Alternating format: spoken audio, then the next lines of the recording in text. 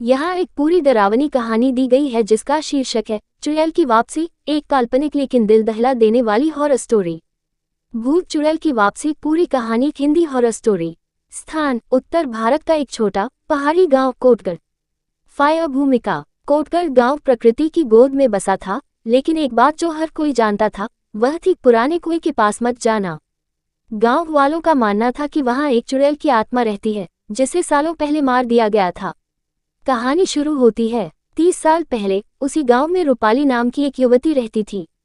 वह सुंदर थी, लेकिन गांव वाले उसे अलग नजर से देखते थे क्योंकि वह जड़ी बूटियों, तंत्र मंत्र और अजीब रस्मों में दिलचस्पी रखती थी।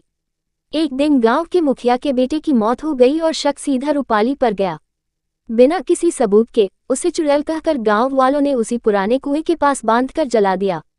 मरते वक्त उसकी आंखों में खून उतर आया था और उसने शाप दिया, जो भी इस कुएं के पास आएगा वो मेरे गुस्से का शिकार बनेगा। फेयरफुल फेस कहानी का वर्तमान। 3 दशकों बाद कुछ शहर के युवा गांव घूमने आए। उन्हें गांव की चुड़ैल की कहानी एक मजाक लगी और उन्होंने कुएं के पास जाकर रात बिताने का प्लान बनाया। उनमें से एक लड़की नेहा ने कुएं में झांका और देखा एक धुंधली परछाई, और उसी रात वह अचानक गायब हो गई। सच्चाई सामने आती है। गांव का एक वृद्ध पुजारी जिसने सब कुछ देखा था बताता है कि रूपाली को बेवजह मारा गया था। उसकी आत्मा आज भी न्याय की तलाश में भटक रही है। जब तक कोई उसकी मौत की सच्चाई सबके सामने नहीं लाता, वह आत्मा सबको सजा देती रहेगी। एंड अंततः आखिर में नेहा की सहेली प्रियंका गांव वालों के सामने पुराना सच उजागर करती है।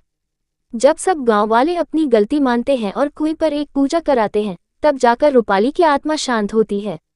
लेकिन कहानी यही खत्म नहीं होती। कभी कभी गांव के कुएं से रात में किसी औरत की हंसी सुनाई देती है। क्या वह फिर लौट आई? फिल्म का कैमरा। अगर आप वीडियो फॉर्म में ऐसी कहानी देखना चाहते हैं, YouTube पर